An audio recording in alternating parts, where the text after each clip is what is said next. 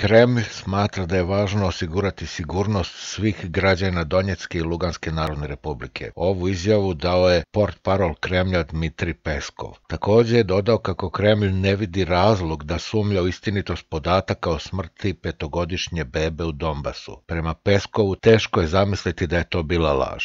Izuzetno je važno da se prethodno postignuti sporazumi primene i izuzetno je važno da se obezbedi bezbednost svih građana, ne samo dece, već svih građana samoproglašenih republika, naglasio je Peskov. Podsjetimo, ukrajinski dron je 3. aprila u Donjeck Aleksandrovski bacio eksplozivnu napravu na petogodišnje dete. Dete je preminulo na licu mesta, a povređena je žena pored njega. Tragedija je izazvala širok odjek i u Donbasu i u Rusiji. Predsjednik Državne dume Vjačeslav Volodin zahtevao je od OEBS-a i PSSE da posle ovoga izbace Ukrajinu iz Saveta Evrope.